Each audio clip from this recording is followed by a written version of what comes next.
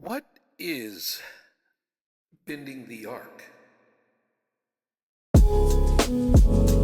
Okay, so bending the arc is bending the arc. Bending the arc for me is learning about Black history. it feels like VIP. Teaches kids about civil rights. Sophomores to seniors. Exploring another part of my heritage. The cities we have visited. The cities we have visited. Attend classes sometimes, you go to different events, you just learn about different things, you even get books. Are Montgomery, Selma, and Birmingham. Just think in your mind what it would have been if you had been a freedom rider. Selma was made by children. It uncovers and goes into depth about all the things that our ancestors have done for us. And this isn't just like 1,000 years ago. This isn't ancient history. This is about 60 to 100 years, which is still very close to our time now. So all we can do is really look into the future. And this program helps look into the future. You get a glimpse of what you can build, of what you can achieve yourself. The Bending the Arc program was designed to give a select number of students from Sarasota and Manatee counties the opportunity to see firsthand the civil rights sites, landmark civil rights sites, so that they would get an experience in the past, and that experience that they likely would not get without being there, even if they read about it in some books. We hoped would inform their present and show them kind of who they are in this world and what they might be able to offer in making this country a better place. I'm tired. Day one was just full of excitement. Everyone was super sleepy and super hyped at 5:30 in the morning. They were there and they were ready. Anyway, he's gonna play this rhythm game after. The only thing that we needed was a bus and some road in front of us. They were really excited to start this journey.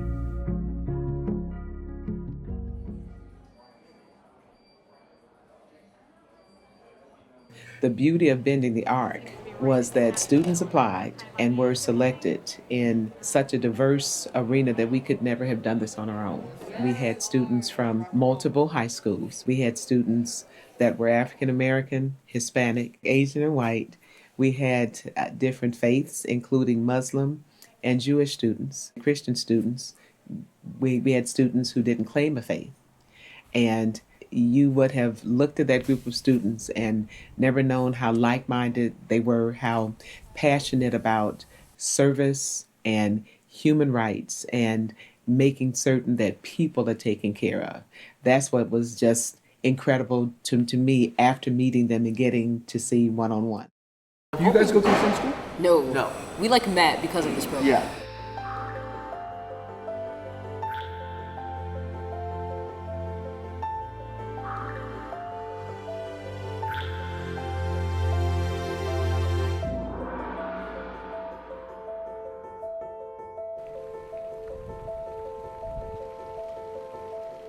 They would not allow Dr. Martin Luther King to actually even step on the Capitol steps.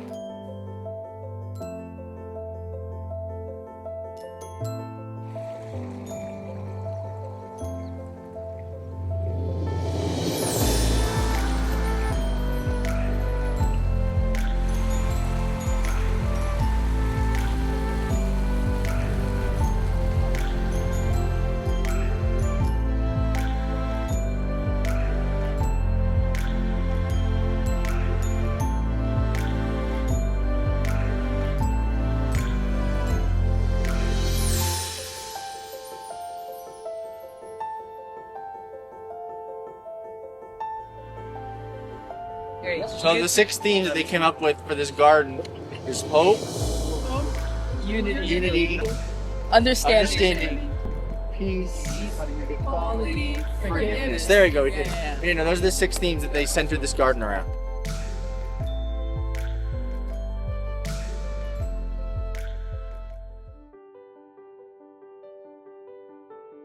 I'm gonna start with my favorite thing that we did today. The thing that hit me the most close to home was probably Gonna have to be going to the Harris House. the Harris House. It was just so impactful sitting in the same room that all the freedom riders lived in, interacted with each other. We got to stand in the same place as Martin Luther King Jr. did. We got to sit on the bar stools that the freedom riders sat on to eat. We witnessed a bunch of the history, spoke to real life individuals who were part of the history of Montgomery. And like MLK, he sat in that room and he planned civil rights events in that room, and that's just so amazing to me. What really got to me, of course, was yesterday when we went to the lynching museum. I noticed that when we were at the National Memorial for Peace and Justice, where you have the names of victims of racial terror, lynchings.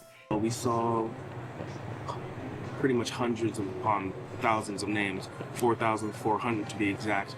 The names of those people are hanging,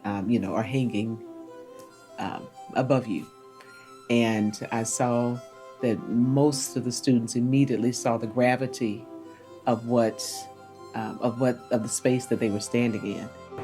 People who were killed or lynched just for this color of their skin.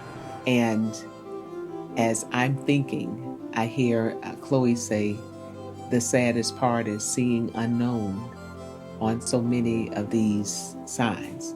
The saddest part is someone's life was taken and they weren't left with a name that somebody can call. That type of thing tells me they understand what being human really feels like and the respect that humans ought to have.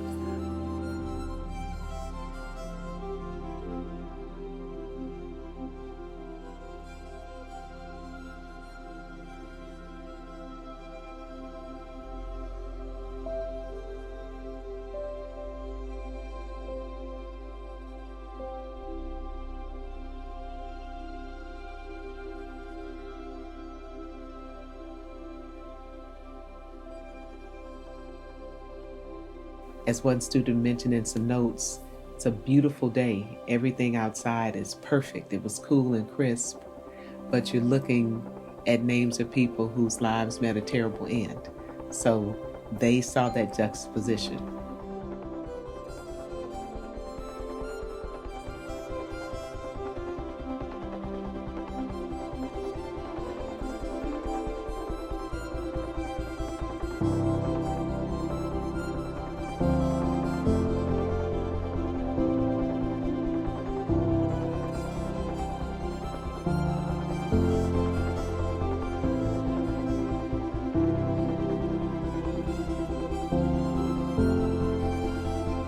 Miss you guys next year. What am I supposed to do for spring break?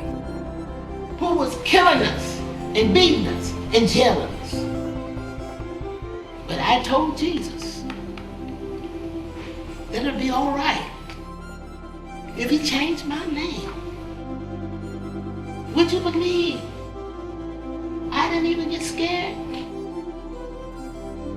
Would you believe that there was time I didn't even get upset because I did not understand? So when I tell you, live with hope, live with joy.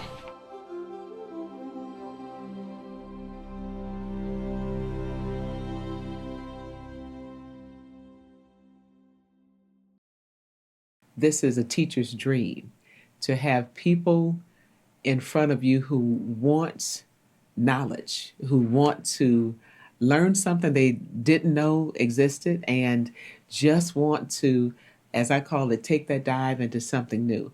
It is the most refreshing experience I have had in many years because they wanted to be there and they showed it by their energy and their enthusiasm and their excitement. And it was like that every single session, at every community event, and throughout that whole week in Alabama. Like, no matter what you take from it, I think it's going to make everybody more well-rounded. I'm able to be more socially, politically, economically aware. I don't want to allow the future, what we are having today, be a replica of what happened in the past. It's very life-changing. It really does show you a lot about the world and the people and just how much America as a country has been through and how much we've changed and expanded to make ourselves better for, first off, the citizens of America. For me, at first, like, I know the path that I want to take in life, but at the same time, I guess I don't know how to take it or how to go forward with it. But after hearing all that, for me, I also want to leave a legacy. I want to make a mark just how Martin Luther King left. And how much change that they made, and then that led for us to make more change, and how we can bring their, not morals, but their ideas and their steps of their processes back into our communities if we want to make our own change in our own future lives. Yeah. The future of the Bending the Art program is very bright. This type of experience is life-changing. It's life-changing on several levels, because where else would students learn to collaborate while they look to see what happened in the past that can inform how they work through their future? To the future. To the future. To the future. To the future. To the future. To the future generations. Life is hard. It is very hard. It is very challenging. It is a struggle. Trust yourself. Your feelings and experiences are validated, no matter whether you believe they are justified or not. Do not be afraid to speak out when you know that something's wrong. Don't be afraid to ask questions. Don't grow up too fast. Take in the little things in life, because you honestly could miss it. Don't let anyone stop you from being you. I want you to take advantage fully of the information and history that you have learned. Make an impact in your community. Have hope. Have faith in yourself, because it is hard. Just try to look at what our people did instead of all the things that they did to us. Even though you are still in school does not mean that you cannot educate yourself. Does not mean that you can't go behind the scenes and learn what they aren't teaching you. You do not need a reason to feel or to be. You are, and that is just the simple truth. Learning this horrible, uncomfortable history, which is supposed to make you feel uncomfortable. If you're not uncomfortable, you're not empathizing. Write a book, write an essay. Don't be afraid to be a voice, to speak out, to maybe be a leader when people feel afraid. Be who you are. Be proud of your history. Be proud of the ancestors that made you who you are today. It's going to be okay that you can make a difference with what you're learning. And there's a reason why you're learning this. You know, you were blessed to have this knowledge that others don't. If you want to walk around and wear certain things, say a certain thing, feel a certain way, don't let others stop you. Don't look into your flaws or differences. Embrace them. Be kind. It's very important to spread that accurate knowledge and to use it for good things with the world. That's what I would say. Go and learn about Black history. Learn about civil rights. Learn about the Civil Wars. Learn about the past. Inform yourself. Stay current on events. There is always a way for you to absorb knowledge and know information, even if that information is not from your school. Because I'm not gonna lie, schools aren't great at teaching you everything. They hide so much, and it's so sad because the information they are hiding is important to you. It is how we avoid repeating history over and over again. We already made those mistakes. We don't need to make them again. And remember, you're the future.